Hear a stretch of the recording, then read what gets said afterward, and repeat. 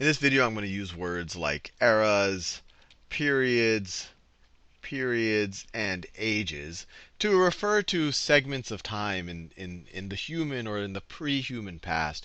And what I want to clarify right from the get-go, because frankly this is something that's confused me in the past, is that archaeologists will refer to eras, periods, and ages in the human past, and they're usually referring to periods of tens of thousands of years or thousands of years. But these are different eras, periods, and ages than the ones that geologists would refer to when they're talking about geological time. In geological time, era means several hundred millions of years. Periods and ages mean millions of years. When an archaeologist, when we're studying the human past, this is just talking. They're just generally talking about long segments of human time, but not in the millions of years. Usually in the thousands or the 10,000s of years.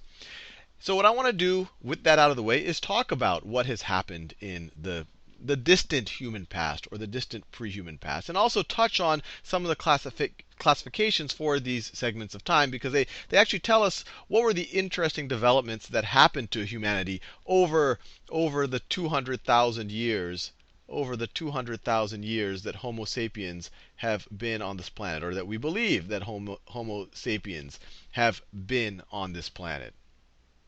So the longest period of time in human past, or the category of human time, and there's different ways we can categorize it, is the Paleolithic era right over here. Paleolithic era. And what really makes that period of time. So this begins even in prehistory or pre-human history. So before Homo sapiens even existed, you have the beginning of the Paleolithic era that really began with the development of stone tools. And as we learned in the video on human evolution, there were pre-Homo sapiens species that were using stone tools. And so the Paleolithic era, it's really kind of signified by, one, the stone tools, but even more that either the pre-humans, or once you go about 200,000 years ago, the humans showed up. It's kind of distinguished by humans being hunter-gatherers. Hunter-gatherers, which essentially means to survive, we used to walk around a lot. If we couldn't see something obvious to hunt, maybe a woolly mammoth or something. If we didn't see something obvious to hunt, we would look around for snails or mushrooms or whatever else, and that's how we would survive. That's how we would live.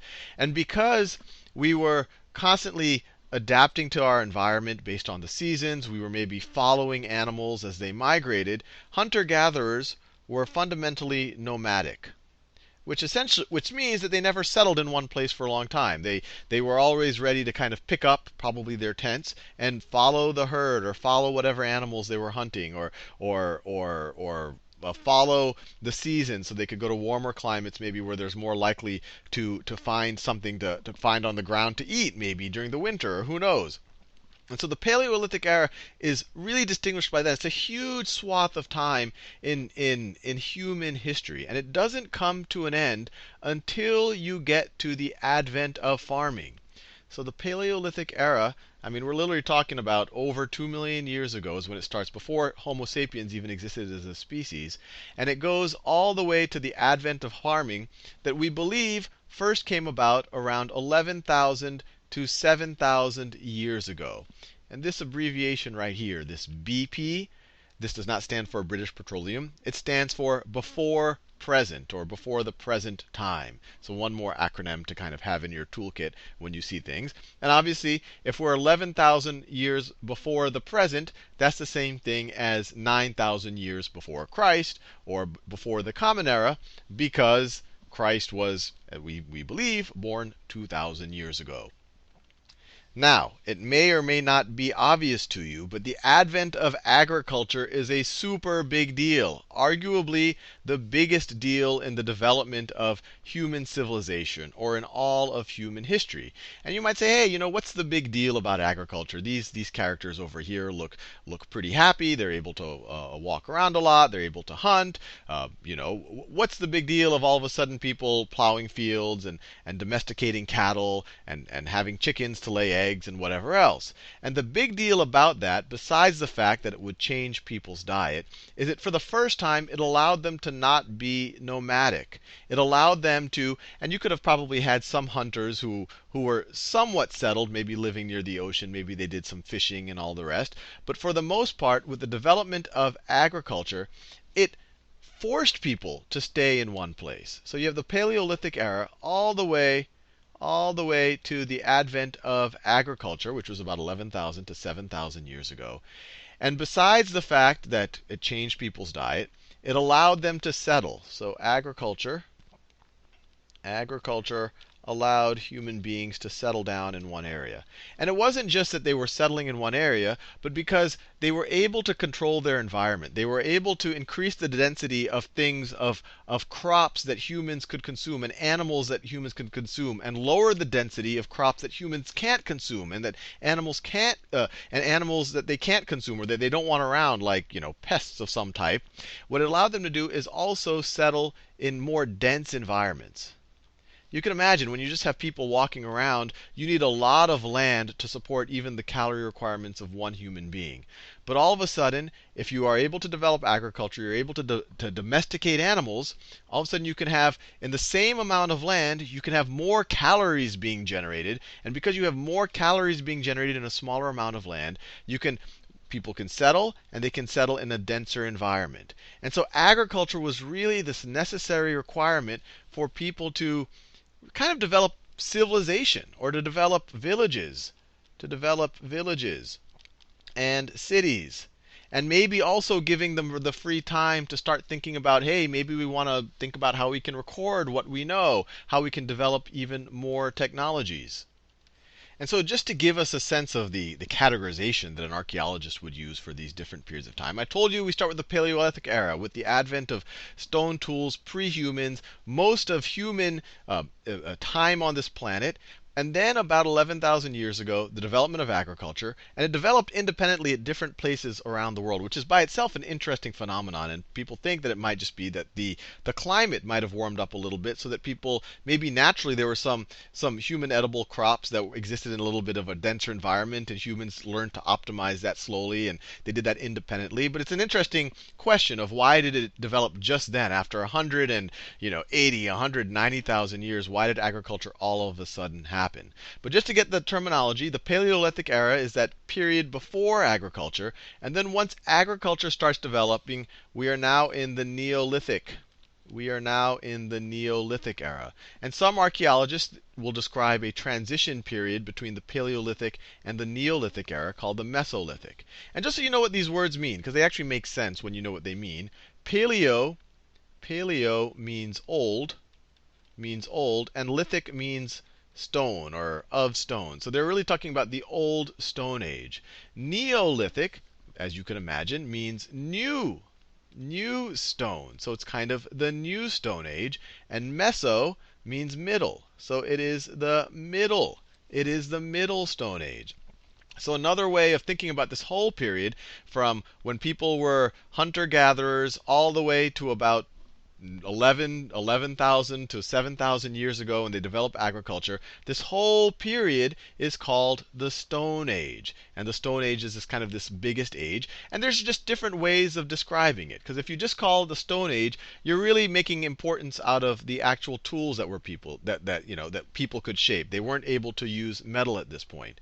When you refer to Paleolithic and Neolithic, you're maybe referring a little bit more, and there's other ways to think about it, but you're referring a little bit more to the lifestyles of the human beings. Paleolithic being hunter-gatherers, Neolithic having actually settled, having actually started to develop primitive villages and even cities, and then of course Mesolithic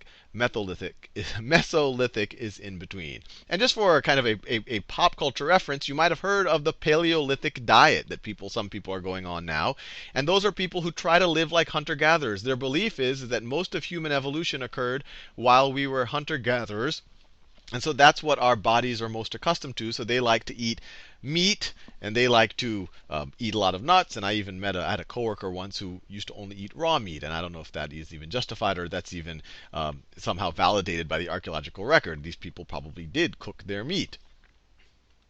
Now, at the end of the Stone Age, we would have, I would say, the number two most significant development in human history. And now we're talking about 3000 BC, which is about 5,000 years ago.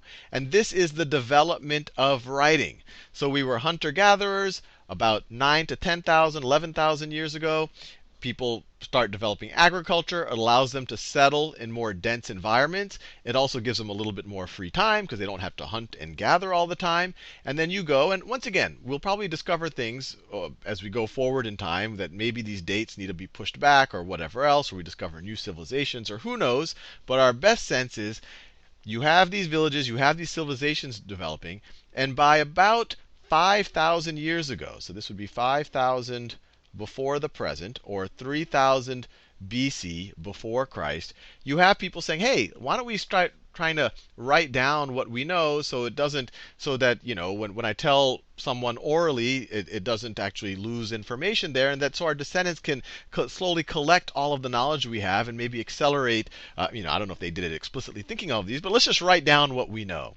And so at about that period of time, you have, as far as we can tell, the first development of kind of a pictogram-based system of writing. And the earliest system of writing we know is cuneiform, which is from the Sumerian civilization, which is now in with present-day Iraq. And what's the really big deal about this is that this is, on some level, the beginning of recorded history. We could talk about the word history. You could say that history is all of the past, and we could use the archaeological record to figure out stuff before people started to write things down.